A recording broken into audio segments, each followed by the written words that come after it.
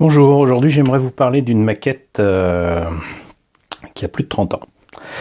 Et une maquette que je trouve superbe sur un film d'animation qui aurait dû rentrer dans l'histoire de l'animation japonaise, mais qui visiblement n'a pas marqué grand monde à part de fins amateurs de SF. Il s'agit du Psycho-Adder 2.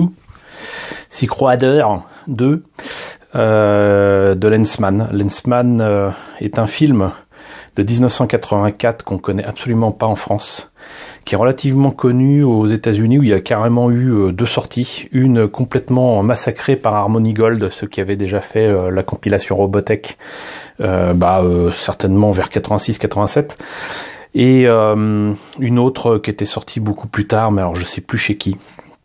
De toute façon, si vous voulez en savoir plus sur Lensman, sur la particularité notamment de l'utilisation d'images de synthèse pour les vaisseaux, je crois bien, qui était révolutionnaire à l'époque, 1984, je le rappelle.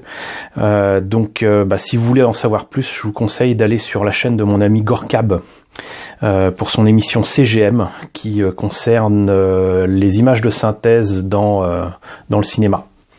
Et il a la justesse d'esprit d'inclure dans le cinéma non seulement les films en prise de vue réelle, mais en plus l'animation, ce qui est pour moi tout à fait logique, mais qui ne l'est pas pour tout le monde. Donc merci à toi Gorkab de ne pas faire de distinguo et surtout de ne pas séparer ces supports. Je vous mettrai un lien certainement dans la description de la vidéo, ou à la fin de la vidéo dans les annotations ou quoi. Quoi qu'il en soit, donc Lensman, absolument pas connu en France, et plusieurs maquettes et plusieurs jouets étaient sortis. Au départ, j'avais surtout complètement craqué sur les jouets qu'un ami, Eric, coucou Eric, si tu regardes cette vidéo, qui les avait à la fin des années 80, début des années 90, il avait acquis ce jouet-là, je crois. Donc pas la maquette, mais la version jouet, qui balançait carrément des billes en métal. Et je trouvais l'engin absolument fabuleux. Et je ne sais plus de quelle façon, j'imagine que c'est certainement dans une boutique spécialisée ou sur eBay. J'avais pas pu trouver le jouet, mais j'ai trouvé la maquette relativement facilement, et donc j'ai acheté ce modèle-ci. Et comme vous voyez, franchement, la boîte, elle en jette. L'illustration, elle en jette aussi. C'est juste absolument magnifique. Il y a donc l'illustration couleur du petit vaisseau, qui rappelle quelque part d'ailleurs le Jedi Starfighter de Star Wars, mais genre 15 ans avant, quoi. Et on a ici, même si c'est en tout petit, les dessins du vaisseau sous toutes ses coutures, ses spécificités. Sur le côté ici, on a des visuels du modèle monté et peint qui est sur un socle qui rappelle d'ailleurs pour moi un petit peu ce qui avait été fait pour Vincent et Maximilien du Trou Noir, que je vous ai déjà présenté sur la chaîne. Il y a ça donne son petit effet, donc de lévitation. Voilà. Et en plus c'est discret. Et donc les autres de l'autre côté, les dessins d'ailleurs très clairement faits sur ordinateur. Ce qui m'étonne, c'est que directement sur là on voit d'ailleurs genre de truc qui était d'image, j'allais dire filaire, qui représentait un peu la quintessence de l'image de synthèse fin des années 70, début des années 80. Ce qui m'étonne, c'est que le vaisseau ne présente pas sa particularité, à savoir qu'il est relativement petit, que le poste de pilotage est une espèce de moto volante dans laquelle s'insère où la moto s'insère en fait dans le reste du vaisseau pour pouvoir voler, j'imagine, dans l'espace. Mais pas que. Et donc voilà. Et c'est une maquette qui, je me suis même pas posé la question, qui est faite par Tommy. Alors, particularité de Tommy, vous connaissez tous Tommy en France pour ses jouets, éventuellement pour ses jouets à monter, donc maquettes pour moi, que sont les Zoïdes, mais Tommy a fait énormément d'autres maquettes au Japon. Si je ne me trompe pas, ils avaient même touché à du Votoms ou un 144, mais il faudrait que je retombe dessus pour en être sûr. Voilà.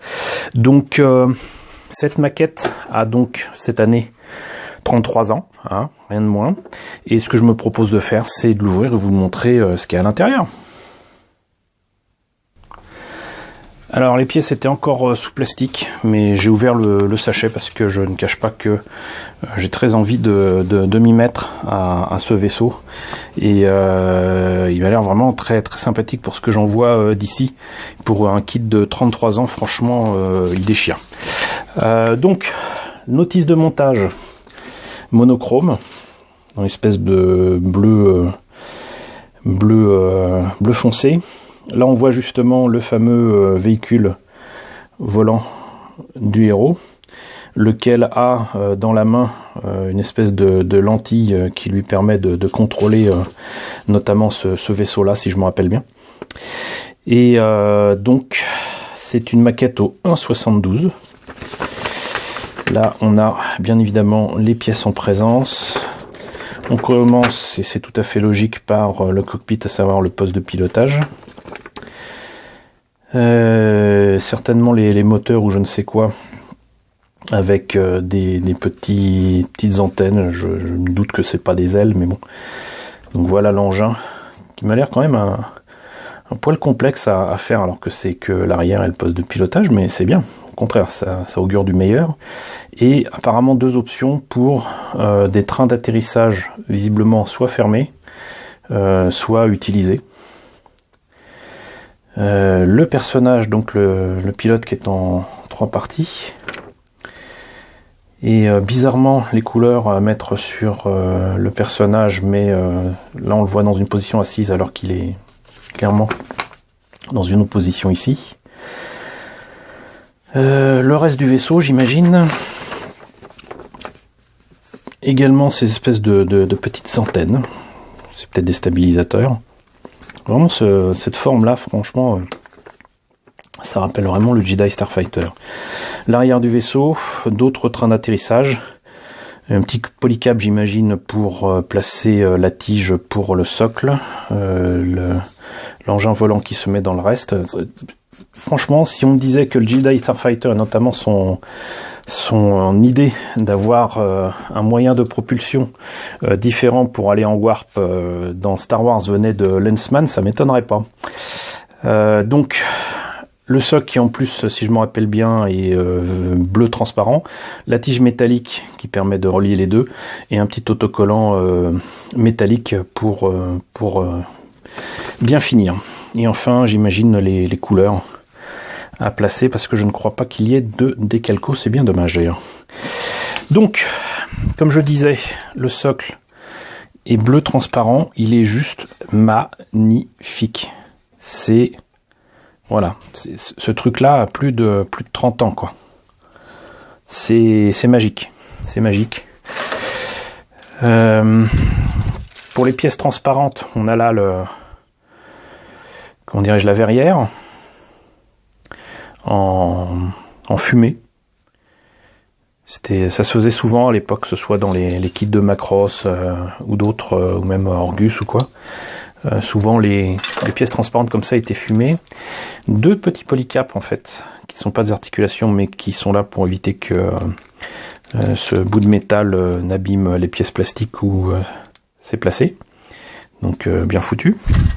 Comme je le disais, donc des autocollants avec là le cockpit, comment dirais-je, les panneaux de contrôle qu'il y a dans le cockpit, et là le nom du vaisseau.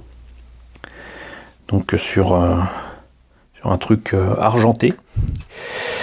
Une première grappe avec donc très certainement la partie moteur du petit vaisseau.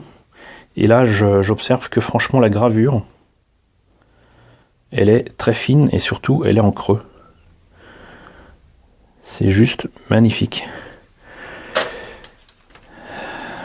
Le reste du vaisseau est à l'avenant. Là vous voyez. Voilà, merci Monsieur Focus. C'est génial et on reconnaît bien le personnage. Bon, il est dans une position un peu bizarre, hein, mais on leur en voudra pas. Ça reste quand même du plastique système comment dirais-je, plastique injecté en maquette, et à l'époque c'était pas facile de faire ça, donc j'imagine qu'ils avaient peut-être même utilisé des ordinateurs pour faire les moules, je sais pas, ça serait intéressant de le savoir, s'ils se sont servis des modèles informatiques pour faire cette maquette et faire le moule. Et c'est vraiment très très fin, c'est tellement fin que vraiment j'ai intérêt à... Il y a des mollets au niveau peinture, c'est plus fin que les détails qu'il y a sur les maquettes de Hasegawa pour les Valkyries. C'est complètement fou.